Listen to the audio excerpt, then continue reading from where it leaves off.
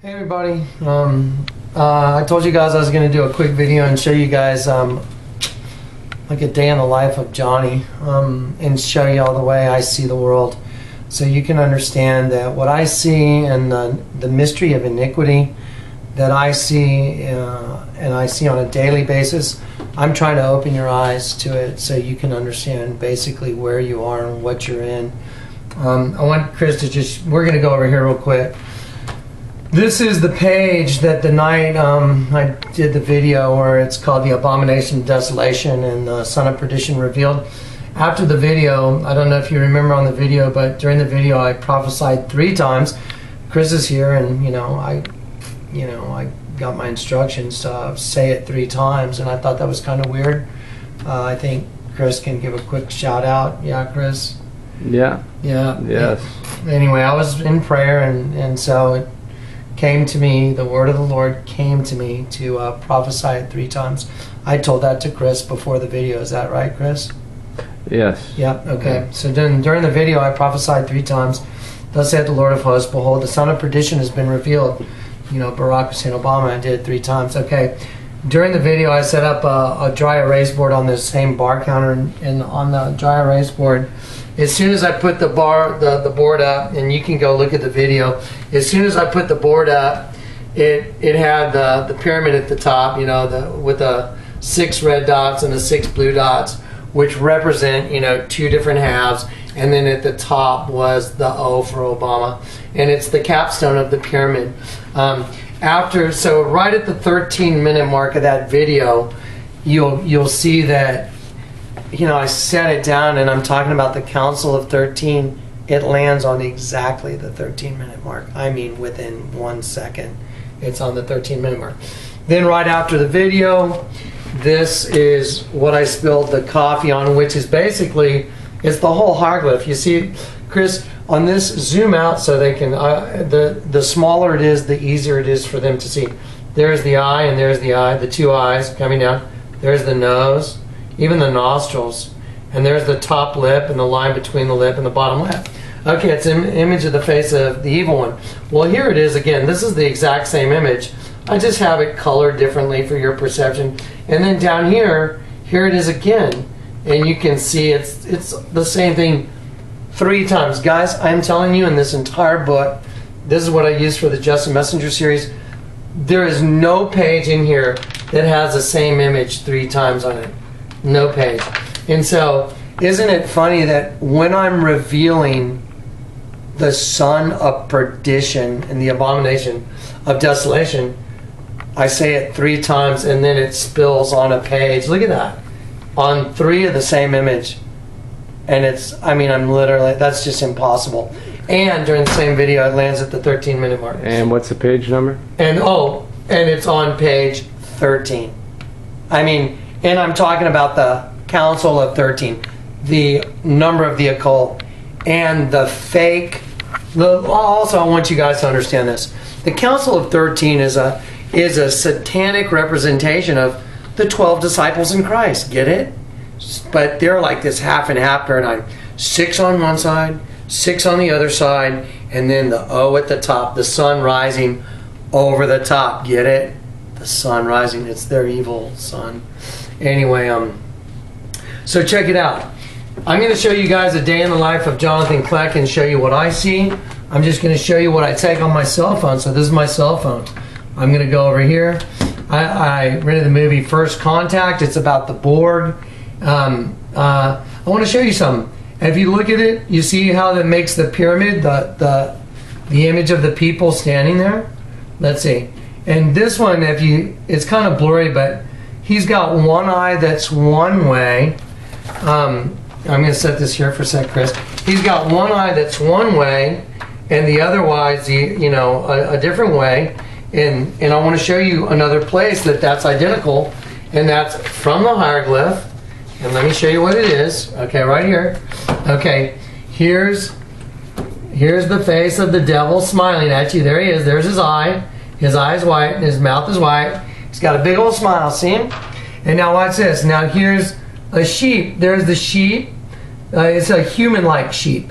There's a sheep's eye and the teardrop coming out of the eye. And he's got a big smile. So now you got one eye one way and one eye the other way. That's also the same dead sheep just rotated sideways. See the sheep? There's the sheep's eye, the nose, the tongue. Now when I rotate this same sheep sideways like this, you can see that that becomes the eye. There's the eye. There's the mouth. There's the mouth. There's the other eye there. But see, there's also a horn on it when I draw the horn and it's on the hieroglyph. So this dead sheep, look, becomes half the face of the devil and half the face of a sheepish-like human. I just drew it in for your perception so you could see it, because I have a spiritual gift that allows me to see it. Now watch this. Here is, I'm going to show you how I translate that into the real world. Okay, here's an image of, well, what are they called? The board. Yeah, the board. They've been assimilated. Watch. So they're standing in the form of a pyramid. See it right there? It's called Star Trek First Contact. And then here's the guy in the middle. He's got one eye that's one way, one eye that's the other way. Wow, that's the same as the hieroglyph, okay? And where does the hieroglyph come from? The pyramid. Let me show you another one. Watch this. Here's it says shared planet. It's Starbucks. Watch this. It's got a leaf that's one way, like the weed in the weeds. It's got one kind of leaf and another kind of leaf. And look at the seed. The seed is half and half. Okay, I'm going to go to the camera roll. And then watch this. Here's Monster Drink. Let me show you. It says Unleash the Beast. It's got 3 claw marks. See, it says Unleash the Beast. And it's got 3 claw marks. It represents the 3 pyramids. And if you look at the word monster, see the O? It's split in half. Can you see it? Mm-hmm. Okay, let me go back to the camera roll. Okay, so this is just a normal day in the life of Jonathan. Okay, here we go. This is it. This is at you know, the hardware store, and it's called Demo Demon. It's a new kind of blade out, and you see one part's right side up, and then the other part's upside down. It's a new kind of blade, you know, from the hardware store. Now watch this. Let me show you some more stuff. Okay, so let's see. Okay, here we go. Okay, this is the new Stephanie Meyer's book. It's got half the face, and it looks like an alien. It says the host. Get it? What does the Bible say? Lord of hosts. It's only got half a face. If anyone has the movie Avatar, look at the cover. It's got half a face. Watch this one. This is a good one. Okay, this is like you know, some clothing line. And look at this. It's got a head of 2 different. It's one species with 2 different heads. One's got an upside down pyramid. One's got a right side up. Isaiah says those who try and hide their plans turn everything upside down. So you have the same paradigm going on. So I'm just, you know, going to show you a normal day in my life. Okay, everyone's seeing this one. Let's see. There's the. Let me get a better image. There's the dead sheep. There's the sheep's eye right there, and there's the sheep's nostrils and the mouth open. Can you see it, Chris? Yeah. Okay, the mouth is right there. Mouth is open, nostrils. The eye of the sheep is closed. I told Chris, there it is right there. I told Chris that one of his co-workers, if he were to ever draw a picture of me, would draw a dead sheep on me. There's the dead sheep right behind my ear. So I'm showing you just the way I view the world, the way I see it. Okay, here's Lady Gaga. Look at her. See half her face with the horn? What does that remind you of? The hieroglyph. Now see the other half? Is different. Okay, you know what Lady Gaga said on the Jay Leno show? She said, my Grammy presentation was my artistic expression of another race of beings being birthed on the earth that are tolerant of one another. They won't be tolerant of Christians, though, I guarantee it, because Christians know the truth if you're a real Christian. Okay, let's see. Let's keep going. Let me show you some more stuff. That pyramid's just too much. Okay, here we go. Let me do this. Okay, there's a San Antonio police badge. It's a big alien head, collective consciousness. There's the, let's see. There we go. There's the eye, and there's the mouth, little nose. See it? Mouth, nose, eye, and look right in the middle. See the star? It's a representation of a collective consciousness. There it is. Okay. Remember I told you that was a whole lot of fun. Had a good time. Okay, here we go. Here's like a shirt. It's MMA wrestling. You see the alien head? There's the eye. There's the eye. It's got the eagle in the middle. Can you see it? Can you find an alien head right here? Eye. Now, see it? Okay. Well, you know, if anyone thinks this is a stretch or something, I'm telling you, you're just not awake. Okay, here's a good one. I have trademarks for vampire sunglasses. I own that, and Oakley infringed on my trademark. Just kind of went after him in court. Let me show you something.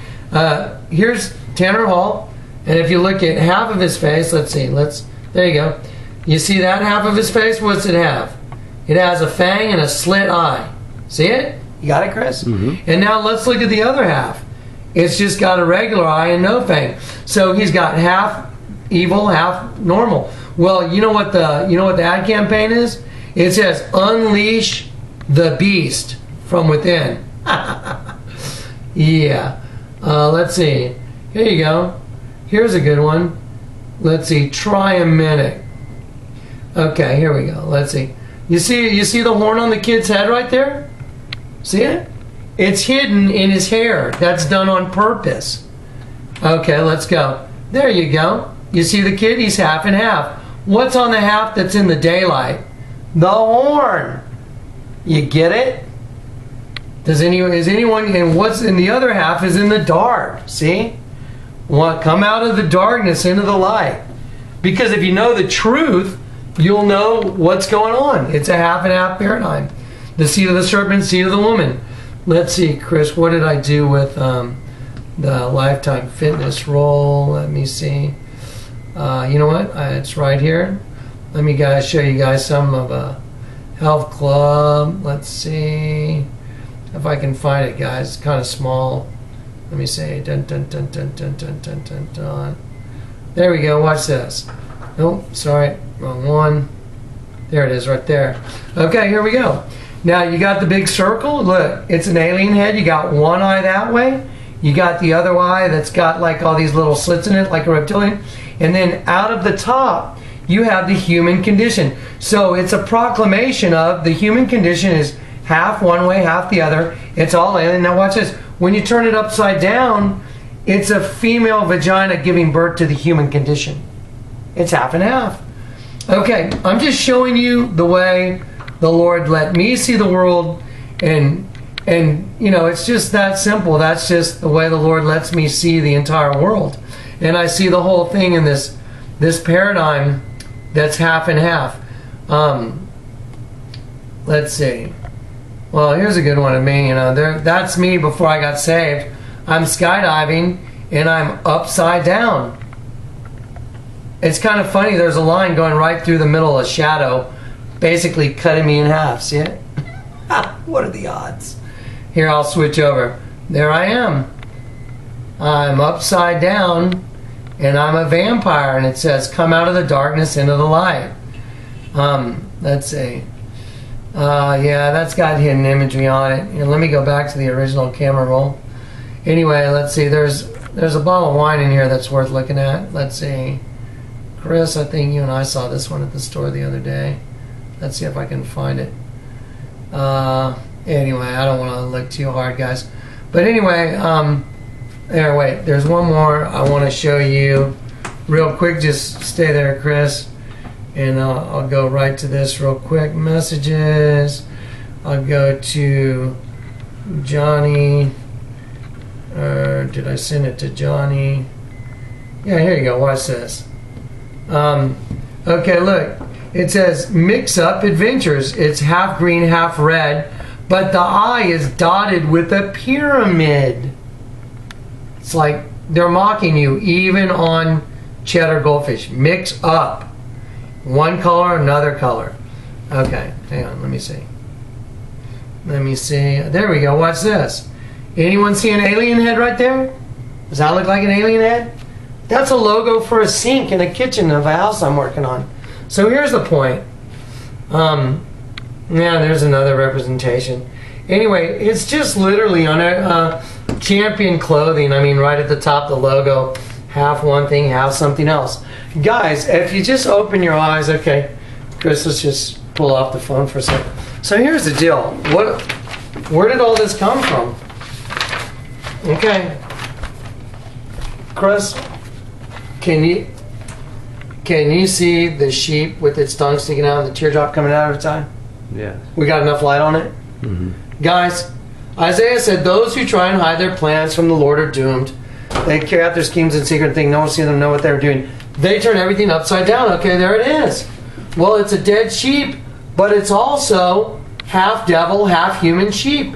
And if I come up here, you can see it now. There's the human sheep's eye. There's his mouth. He's smiling. And then when I go like this, there's the devil. There's his eye and his mouth. And up here in the shadows, there's a horn.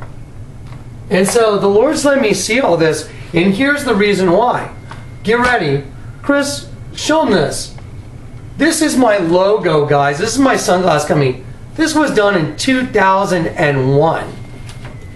It's an upside down pyramid. That's my logo. It's a V with fangs. Look what's in the V. It's blood cells. Because everything I'm telling you is the seed of the serpent, the seed of the woman. It's, you know, we're half and half. Sheep and goats, wheat and weeds. But look what's going on. The sun is right in the middle and it's being eclipsed by a big planet. Guys, what do you think the odds are that we have Nibiru, Planet X, element, all that stuff coming into our solar system? Here, I want to show you something else. This is I don't want to get the representation of the well, it doesn't matter.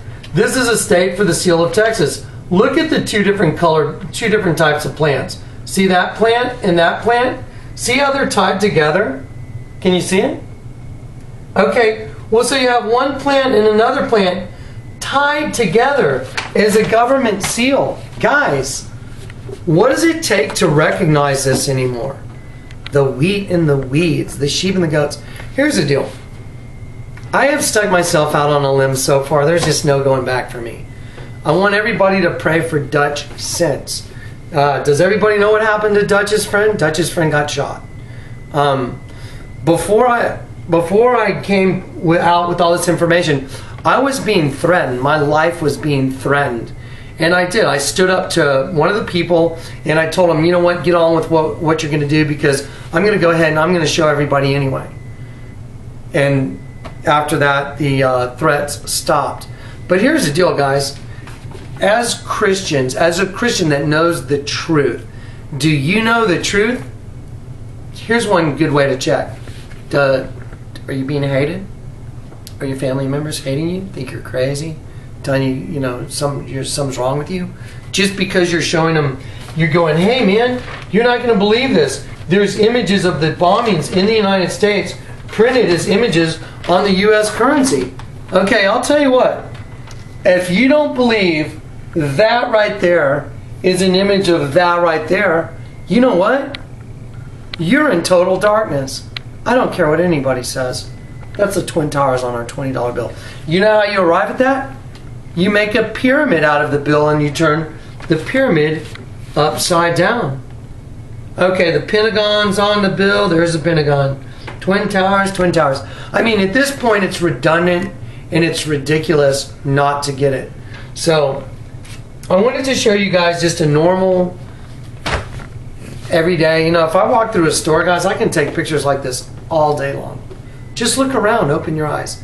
Right now, I'm sorry about my attitude. I'm a little frustrated because, you know, I mean, Dutch has been threatened. His friend got shot. You know, I'm under massive persecution, massive. Most Christians I know are severely burdened right now, but I got good news for you. Here's the good news. I guarantee you, Jesus Christ is coming, the Lord of Lords, the King of Kings, the Lamb of God that took away your sins, hopefully. He's on his way. So you guys sit tight. You guys keep your eyes up. Keep your eyes looking on the sky. Focus on Jesus right now, because, guys, listen, all you saints and all you people that might come to be saints. And here's what a saint is, by the way, so everybody knows. A saint is anyone that's been saved. Anyone that's been saved by the blood of Jesus Christ. You are in a process of sanctification. That's what's going on. So here's the deal, man. It's time to step up to the plate and ring the bell, guys. It's time to stand up for the truth. And if you know what I know or you know the truth and you don't stand up for it, you remember this. When we have to stand before the judgment seat of Christ, we're going to be judged too. I mean, yeah, we're not going to hell, but let me tell you something. There is a judgment coming for every Christian too. We will stand before the Lord, and we will have to give an account. So here's the thing: give a good account, man. Just this is it. Finish line is in front of us. I don't know if that means next week, next month, 6 months, but it doesn't matter. Here's the point: the time is winding down, and everybody needs to stand up and do their part. Okay, let's pray for Dutch. Since Heavenly Father, I pray for Dutch and his friend that got shot. Father God, I pray that all the work that Dutch did, that he comes around and understands. Maybe it's a way to draw Dutch to you. Dutch, I don't know if you're saved, brother, but if you're not, brother, Jesus Christ is the way. He's the way, the truth, and the life. And since you're seeking out truth, I mean, Jesus Christ is synonymous with the truth. But we gotta all get to that one step, to Jesus. Anyway, I love you guys. I'll post another video soon. Liberty Broadcasting Network, for the Lord. LibertyBroadcastingNetwork.com, every weeknight 9 to 11. So go check it out, guys. You need to get informed. That's it.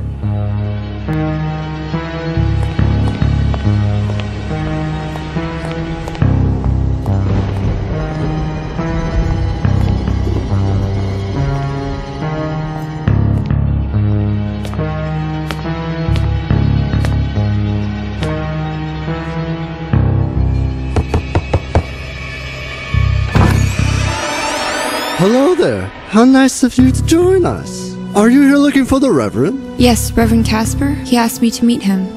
Oh, he didn't tell you? He doesn't go by that name anymore. Oh, what does he prefer? Peter Casper? Reverend Peter Butterface? Yes, alright.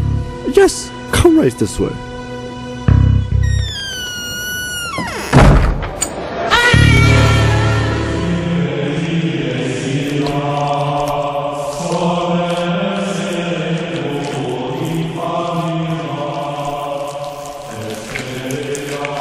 My children, you must drink what gave you your salvation, the blessed peanut butter.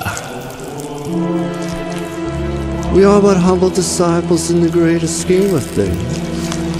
We are so far from even comprehending the true power of peanut butter. I really should speak to the Reverend now. Kathleen, darling, I was hoping you'd come. Brother, may you leave us to speak? Of course, Reverend.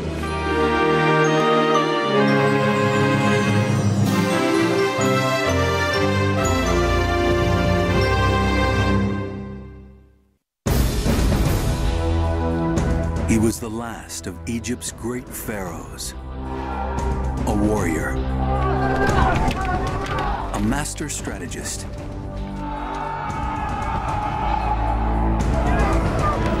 And then, one night, King Ramses III met his match.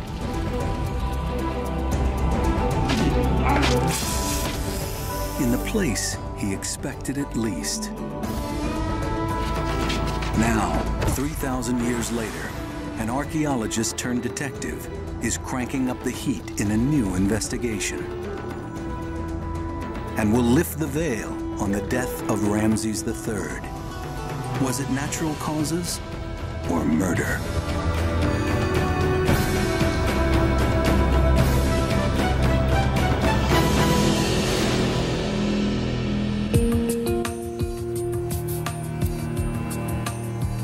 (1153 BC), Ancient Egypt.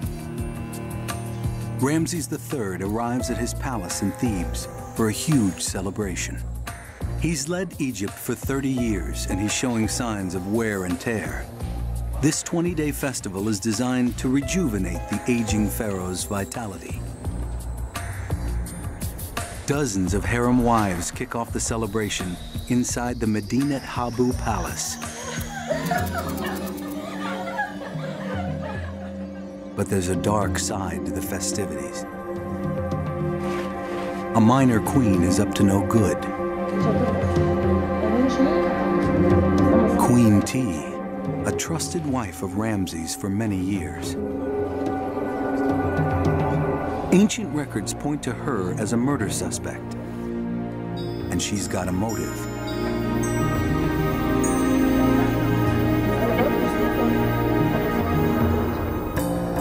T's rival, Queen Isis, is Ramses' chief wife, so her son stands ready to inherit the throne.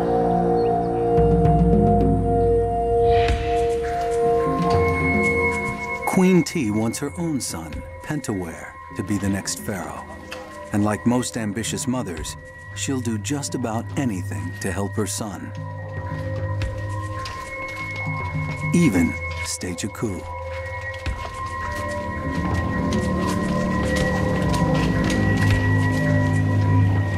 Night falls.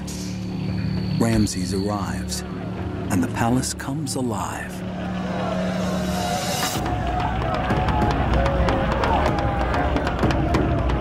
Queen T and her cohorts have waited patiently.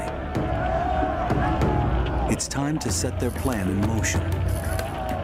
There's no turning back. What happens next will change history. Susan Redford, a distinguished Egyptologist, wants to figure out exactly what did happen that night. But it won't be easy. There's no single account, and lots of conflicting information. Ramses was a bundle of contradictions.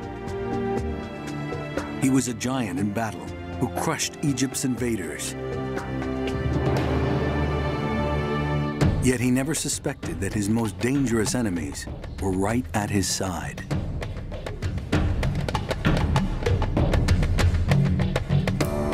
He was a powerful and charismatic leader, but as the last of the great pharaohs, even he couldn't save Egypt. Redford's investigation turns up the unmistakable signs of a crumbling empire. Ramses' Egypt had tumbled into economic decline. In the streets, his people were starving. The pharaoh lived in glorious extravagance with magnificent palaces and countless servants. No one could have imagined this disaster 100 years earlier, during Egypt's golden years. The craftsmen and laborers who built the dazzling royal tombs and temples were rewarded with generous salaries and decent living conditions.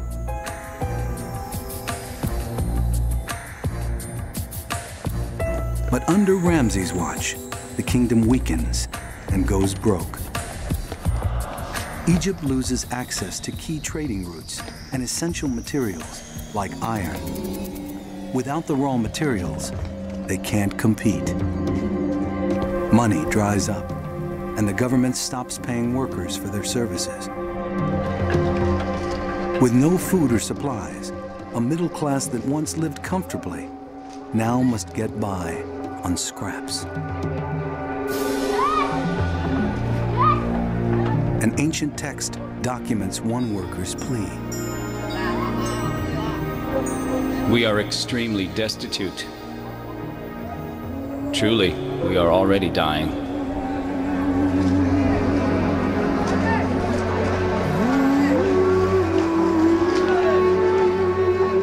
Many believe Ramses either doesn't know or doesn't care about their misery.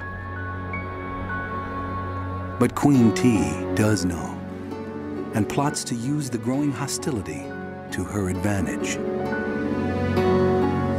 As evening heats up and the pharaoh winds down, Queen T's allies, both in and out of the palace, set their plan in motion and begin to close in on Ramses.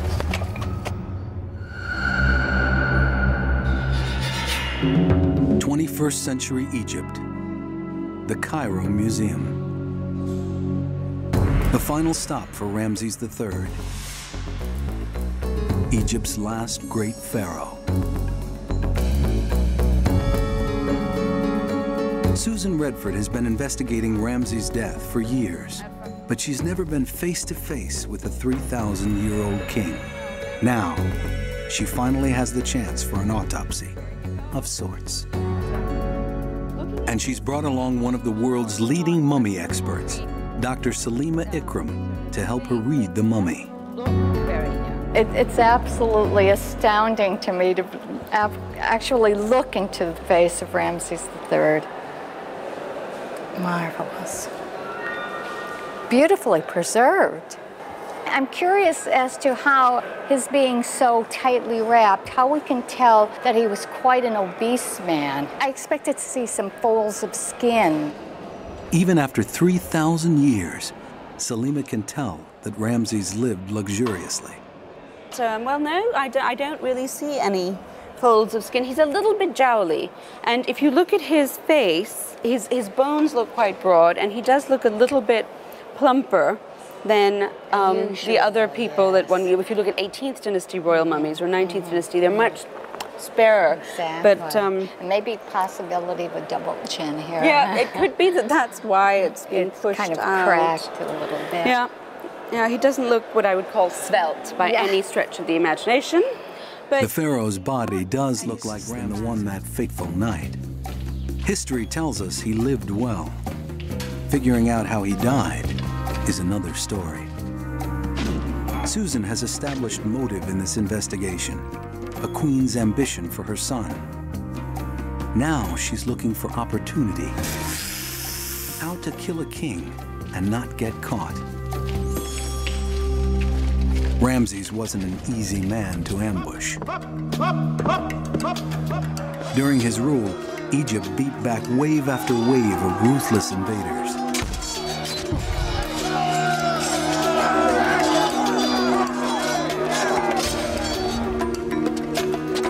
Egyptologist Ian Shaw, a leading authority on ancient warfare. Ramses III had to deal with a much wider range of military threats than any of his predecessors had had to, and in fact, probably more of a range of threats than anyone after him as well. Ramses had to overcome one of the toughest military challenges imaginable, a two-front war. As commander, he divides his army and moves his forces from one defensive front to another. Nobody previously had been under attack from both the west and the east at the same time. This must have stretched resources quite significantly. The Libyans attacked first from the west, but the greatest threat came from the northeast by a group called the Sea Peoples. The Sea Peoples represented a coalition of armies from the Mediterranean and Aegean.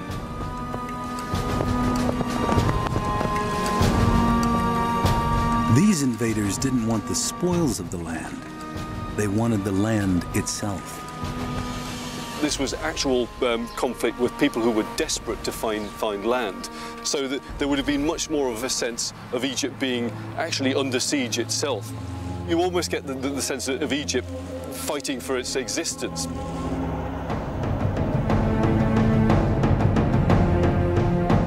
When Ramses looked to the sea, he stared at a formidable force, thousands of enemies, and possibly the end of an empire. This was certainly a turning point for Ramses III, particularly the idea of having to fight a sea battle, which was something that essentially the Egyptians had, as far as we know, never had to seriously do before. Ramses answered with pure tactical brilliance. Knowing he'd be crushed in a battle at sea, Ramses enticed the Sea People's ships into the mouth of the Nile. Then he sprung his ambush.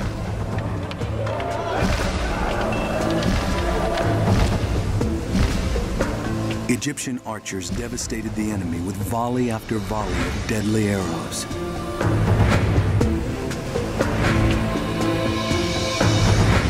He defeated the Sea Peoples before they could ever touch land. And he turned back the Libyans from the west. But he never saw the betrayal in his own house coming.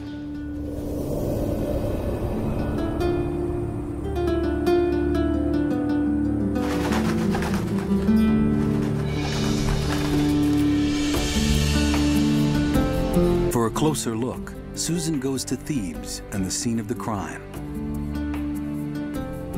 Ramses' temple, Medinet Habu. This massive complex of stone and mud brick was known as the mansion of millions of years. The defensive wall that surrounds the temple is 10 meters, nearly 40 feet thick. And the ornate buildings house 75,000 square feet of decorated surfaces. This is the Eastern High Gate and the main entry into the temple compound. And there, right above, are the harem apartments, a very extensive living quarters of the harem women, and the place where the king dallied with his women, and I think the place where the coup and the conspiracy and the assault on the king actually took place. Ramses had palaces throughout Egypt, each with its own harem. The main function of the harem was, of course, the entertainment and pleasure of the king. These were royal palaces.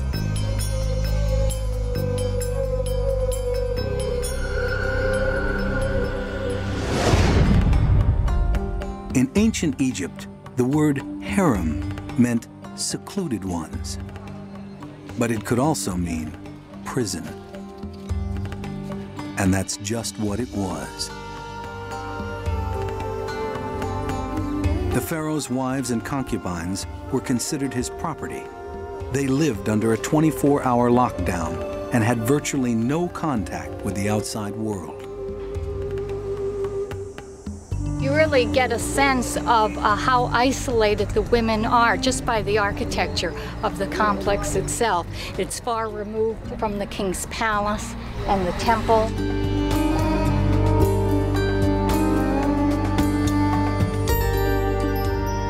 The women who lived here developed great skills as weavers, entertainers, and companions. So there was definitely a whole economy that revolved around these harem palaces. They were thriving estates, and they were quite productive in terms of producing linen and garments. But their most important job, to encourage the king's sexual desire and guarantee a healthy bloodline so the dynasty continued.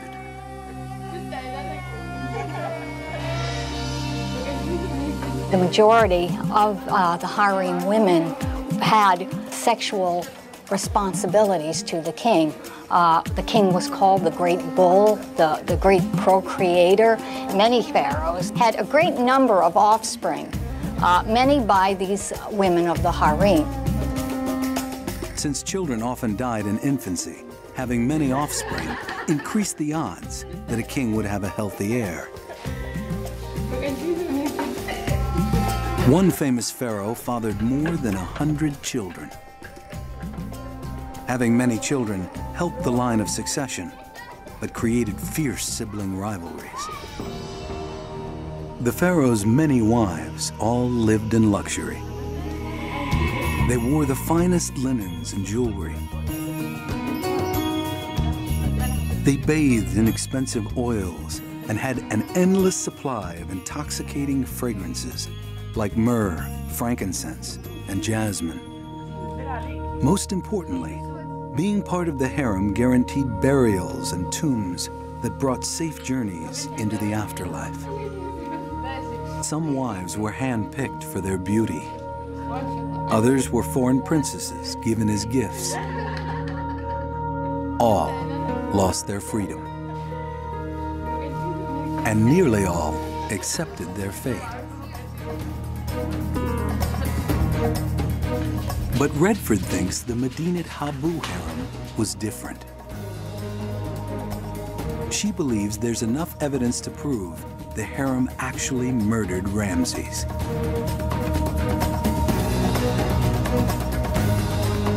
Now she wants to figure out how they did it.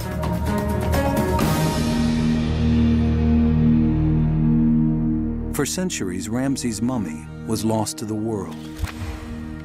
Then, in 1881, archaeologist Émile Brouche discovered Ramses' body in a secret cache of 40 royal mummies.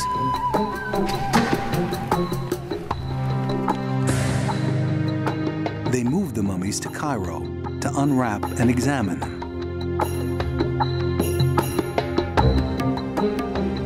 The team estimated that Ramses III lived to 65, but reached no conclusion on what killed him. In the 1960s, an American Egyptologist X-rayed Ramses' body, and Susan wants Salima to take another look. Susan wants to know if an assassin murdered Ramses in a violent fight. If Ramses had suffered a blow to his head, his X-rays should show trauma. But Salima doesn't. I have looked at these X-rays of Ramses III to see if there was any kind of trauma that we could see on the bones. But none of the X-rays showed anything that might be construed as trauma of any sort. So if he were murdered, then it couldn't have been by a blow to the head or anything else. So the X-rays eliminate the trauma theory. But there are still plenty of other ways to murder an unpopular king. Spring 1155 BC. Egypt was breaking down, and the aging pharaoh was losing touch with his kingdom. Ramses had amassed great riches. He even tells us in his palace he dined off cutlery of fine gold and silver. His treasury was full. But the people of Thebes were obviously not getting fed. So, of course, this would not make him a very popular king at this period. Desperate times inspired desperate measures. The unpaid workers decided to take action. They staged the world's first recorded strike. The supervisor of the daybook records that all work stopped on this day.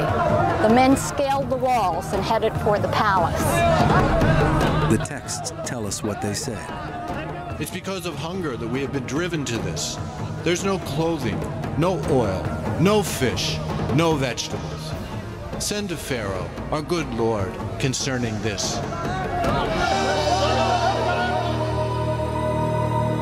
Some of the pharaoh's wives have close family ties to the villagers, and word of the strike reaches the harem in Medinat Habu. The growing hostility provides the opportunity Queen T's been waiting for. Egypt's economic collapse creates the perfect environment for igniting rebellion. Queen T discreetly recruits conspirators among the other women of the harem. Together, they devise a way to communicate with the outside world.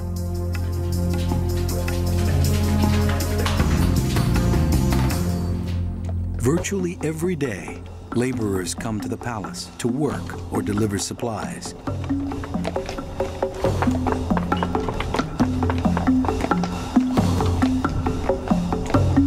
The harem develops allies among the workers to send messages in and out of the palace. The ancient record tells of one secret note. Get people together. Incite hostilities in order to provoke rebellion against their lord.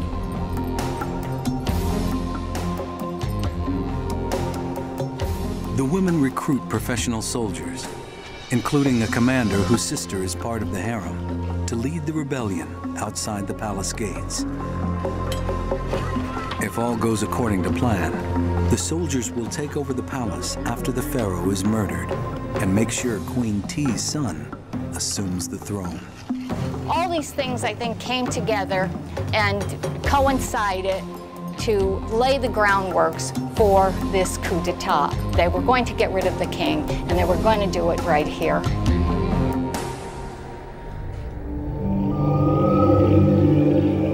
As the moon rises high in the sky, the celebration is in full swing.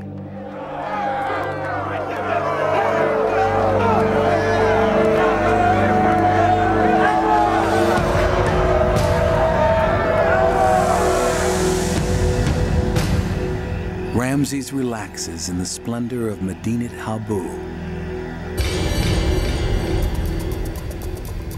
oblivious to the traitors and the desperation of his people.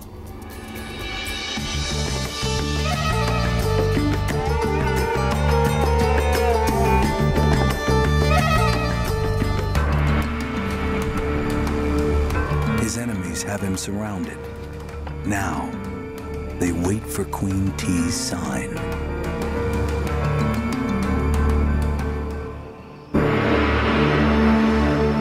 As Ramses' celebration winds down for the night, Queen T's coup picks up momentum. She puts her plan to murder the pharaoh in play. The first weapon? Magic. T summons the court magician, Prekamenef, to cast spells over the palace guards. The Egyptians very much believed in the power of magic, and they really felt they couldn't go forward without some magical incantations to confuse people. Egyptians believe the gods protect the pharaoh, so an assassination requires magic. They think sorcerers have the power to reverse decapitations and bring inanimate objects to life. Prekamenef prepares small wax figurines, which he'll use as voodoo dolls. The magician and the conspirators believe these dolls will immobilize the palace guards. Now, all the pieces are in place. Prekamenef casts his spells. As the recruited soldiers organize their men in the shadows of the palace walls,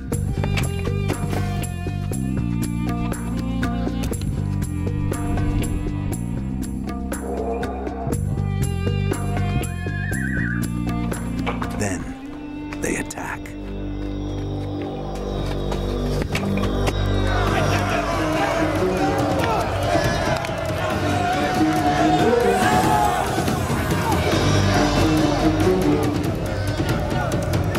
But Prekamenef's magic fails to disable the guards.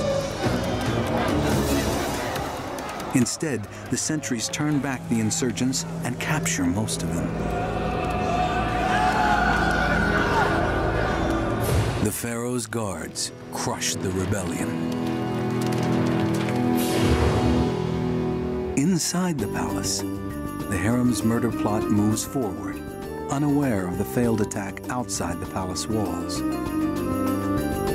But the big question remains, what weapon did the wives use against Ramses? Poisons would have been a likely option. They were often used as medicines and would have been in the palace. The Egyptian pharmacopoeia is chock full of resins and poisons that the Egyptians used quite liberally. They were quite aware of the dosage it would take to put someone in a coma, say.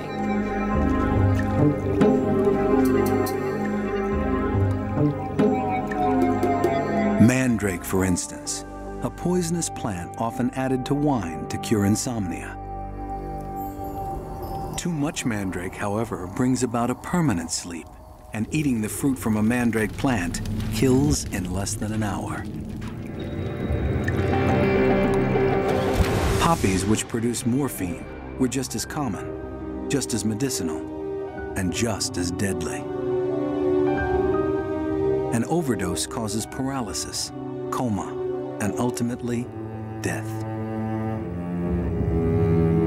Egypt also had a ready supply of the castor oil plant.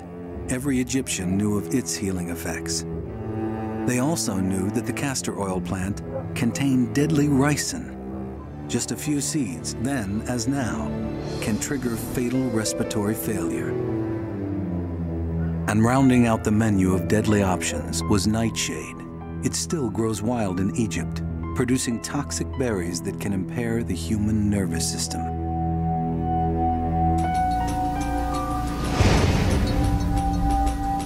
The harem had an embarrassment of deadly riches to poison Ramses. And Queen T had important allies among the king's personal attendants, people who had access to his food and drink. The records indict the palace's pantry chief, Pai Bakamana, as Queen T's main co-conspirator. Ramses probably doesn't even know the pantry chief's name, but Pai Bakamana controls everything the pharaoh eats and drinks. Pai Bakamana, alone in the kitchen, could discreetly pour a deadly dose of mandrake or nightshade into a goblet of wine. As Ramses retires to the sanctuary of his harem, the women ensure that poison is the last thing on his mind.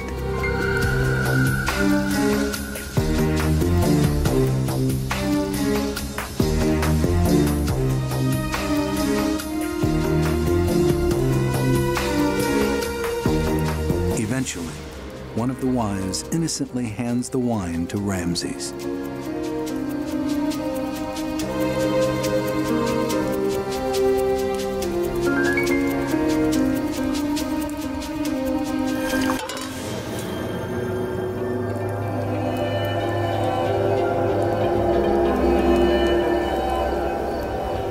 But Susan Redford doesn't buy it. She thinks the poison theory is flawed. For one, many of the poisons have a bitter taste, so Ramses might have rejected his first sip. Second, the records indicate Ramses died slowly. Most poisons kill quickly. He survived, we know he survived at least 2.5 weeks. So if the wives didn't use poison, they must have resorted to something else. Maybe they chose something that was just as deadly, but killed more slowly.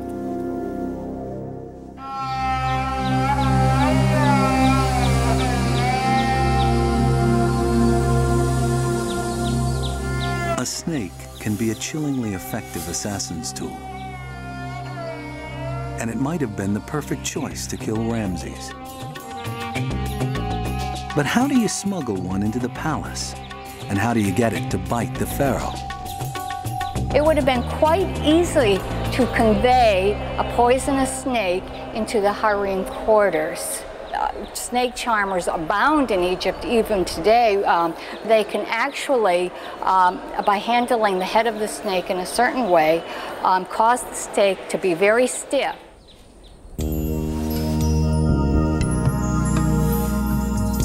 Hitting the right pressure point can turn a writhing snake into a straight arrow. So straight that it can be tucked into a sleeve and smuggled past palace guards. Dr. Zoltan Takac, a research scientist at the University of Chicago, has his own view about which type of snake would have been best for the assassins.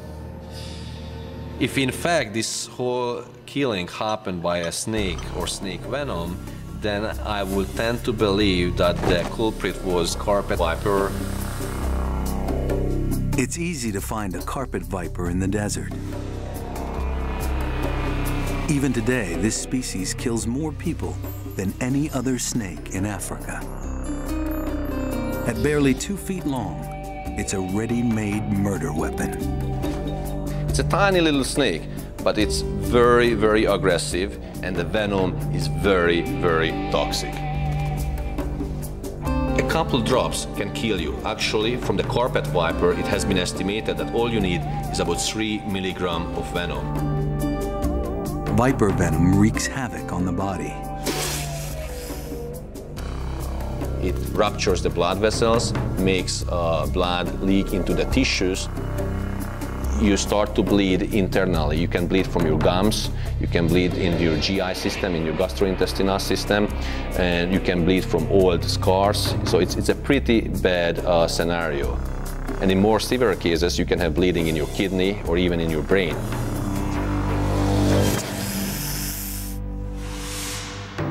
If one of Queen T's accomplices could sneak a carpet viper into the palace, the harem could make sure it had a close encounter with the pharaoh. With so many wives, it's hard to keep track of everyone. It just takes one to slip treachery under the covers.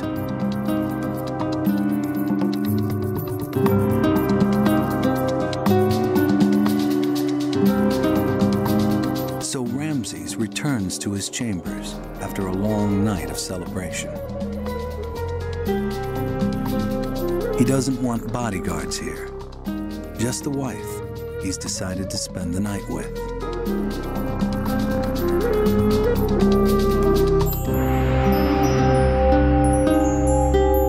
The only thing on his mind is pleasure.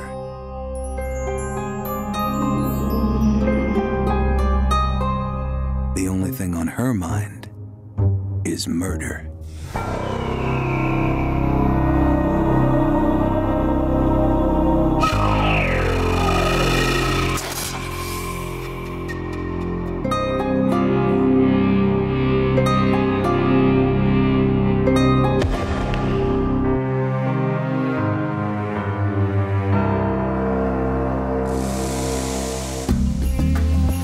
The snakebite will not kill you instantly.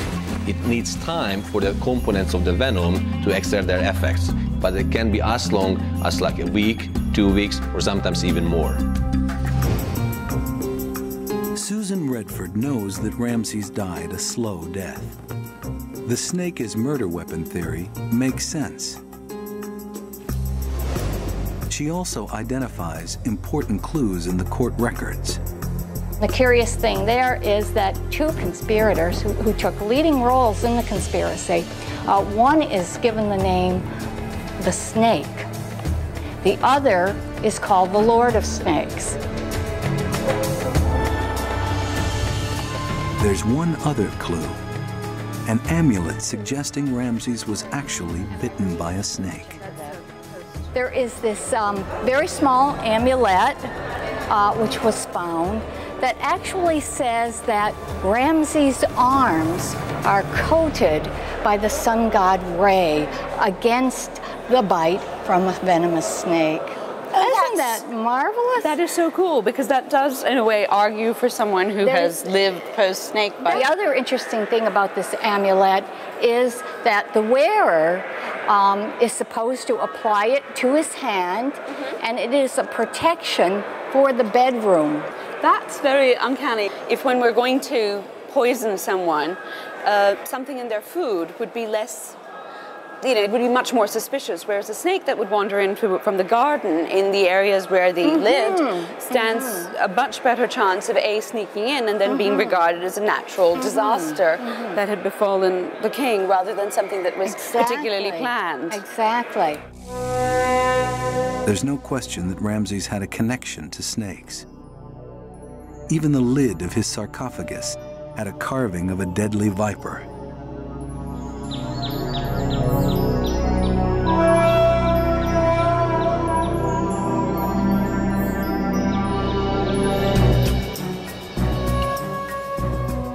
The case for assassination by snake seems very strong. Still, the 3,000-year-old records don't yield all the answers. There's no mention, for instance, of what happened to Ramses in the hours after the assassination attempt. The record, however, tells us exactly what happened to the conspirators. The king's guards rounded up all the suspects. They tortured them for information and confessions. And one by one, the members of the harem conspiracy broke. A crime against the pharaoh was a crime against God. 33 insurgents, including Prince Pentawere, Queen T's son, the court magician, the pantry chief, the commander, and the 2 snake charmers, faced the charge of high treason, an offense punishable by death. The harem women don't escape scrutiny either. They're taken into custody.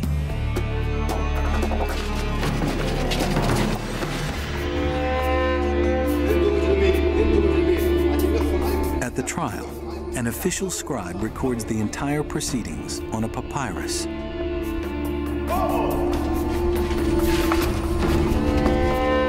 A high offense, such as treason, requires judgment from the gods.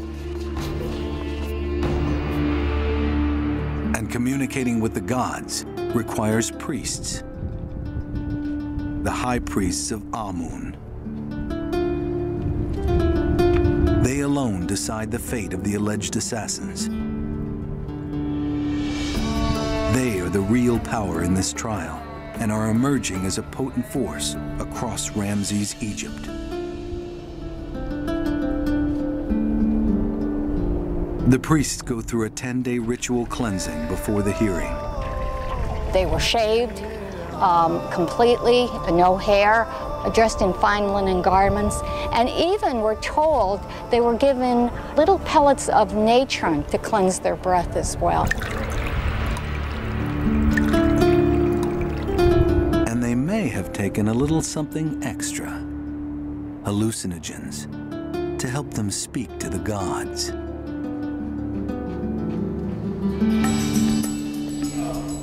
This trial has no cross-examinations, burdens of proof, or legal niceties.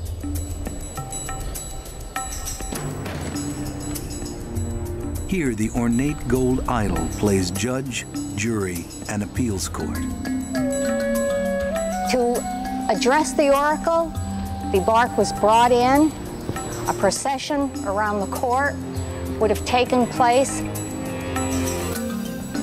At one point, the bark would stop, and the question would be presented to the god, and it would be in the form simply of a yes or no answer. Should this person be given the death penalty? Is he guilty? A trembling oracle means the gods are ready to speak. If it moves forward, the gods say yes. Backwards means no. Suppose you can liken it to a Ouija board, where certain people who like to address the Ouija board swear up and down that they're making no movement of the piece as it moves and answers their question. Just like a Ouija board, the players control the outcome. And these players weren't feeling generous. The verdicts: Queen T's son, Prince Pentawere, sentenced to death for inciting rebellion. As royalty, he escapes the public humiliation of execution. He quietly commits suicide by taking poison.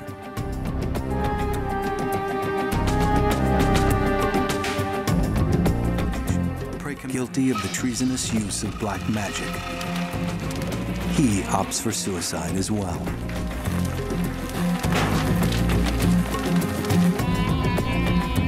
Paibakamana, the pantry chief, guilty of colluding with Queen T in the harem. The oracle condemns him to public execution.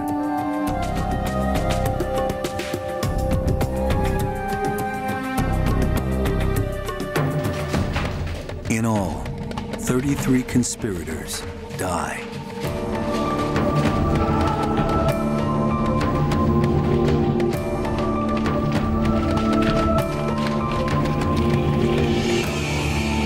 The oracle decrees they must be burned alive in a public spectacle.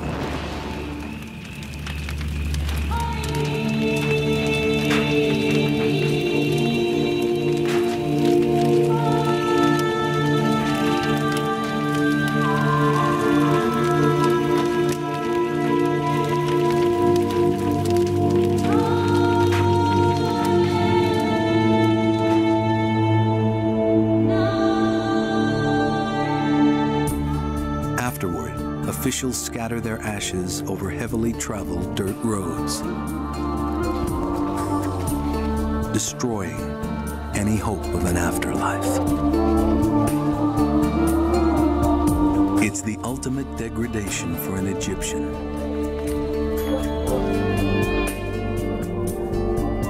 And the absolute opposite of what Queen T intended. But that's not the end of the story. The desperate women must now try to save themselves, and time is running out.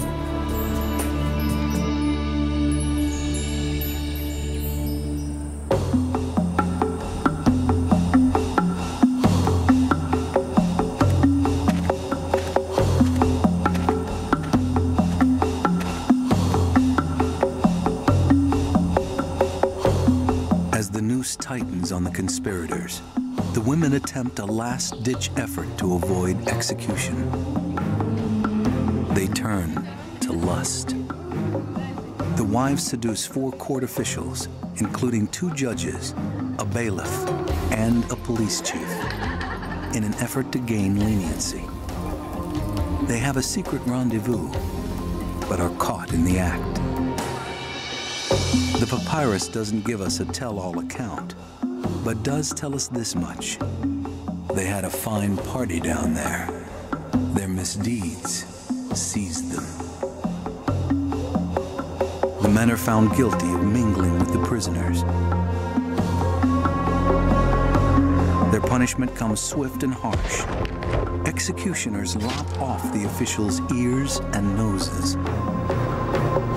Now Queen T and her cohorts have run out of options, and they won't even have the benefit of a trial. They certainly would not have had a public trial, if any trial whatsoever. These were the king's property, so none of this, the royal dirty laundry, would have been aired for the public. There's no more mention of the harem in the papyrus. They simply vanish.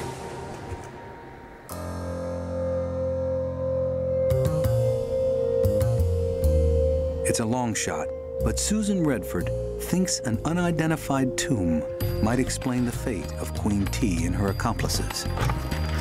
The Valley of the Queens is a vast burial ground for Ramses' family and other royal wives and children.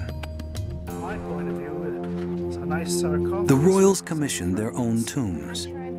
Size, location, and decor all reflected status.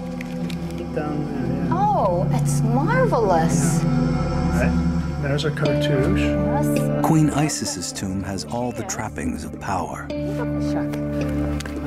Was it difficult to get? The vulture feathers on her headdress signify her importance and standing as chief wife.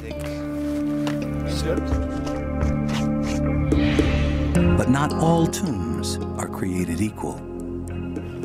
What I think we have is the tomb of Queen Isis and her offspring up through this main thoroughfare. And off on this peripheral valley, we have possibly Queen T and her offspring. This unfinished chamber sits off to the side, and that's why Susan thinks it might belong to Queen T. Very curiously. I'm impressed by how close it is to the 3 princes' tombs. It is right next to a queen of Ramses II as well. It seems to have been fully excavated, and the decoration was begun. It has been investigated to a certain extent because it's been documented that it does belong to a queen, but that's as far as they know. We know what be interesting in its one's own going right. to find. This tomb may be empty because its owner died before her time. Oh, look. Another. Violently, in disgrace. Yeah, that's nice.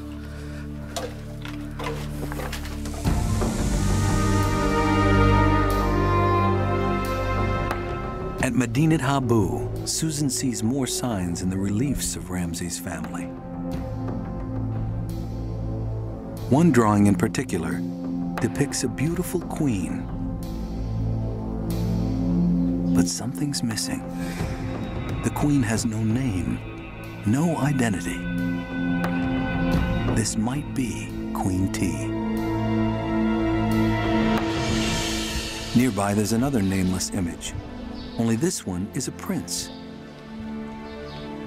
Perhaps it's Queen T's son, Prince Pentawere. Robbing an identity is the supreme punishment for an Egyptian royal.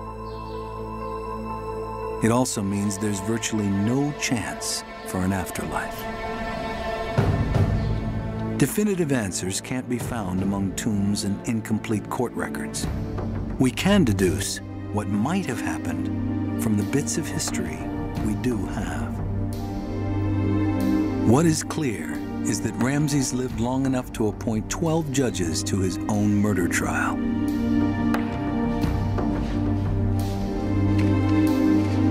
But he didn't live to see the verdicts. He died about 2 weeks after the harem's assassination attempt. Killing Ramses was the only part of Queen T's plot that succeeded. Everything else was a disaster. The rebellion failed, and all of Queen T's allies paid with their lives. Queen Isis's son, Ramses IV, succeeded his father as originally planned. His 6-year reign was undistinguished, except for one thing. Ramses IV commissioned the record of Queen T's betrayal, so the story of his father's murder would survive. But he and his heirs couldn't keep their grip on absolute rule.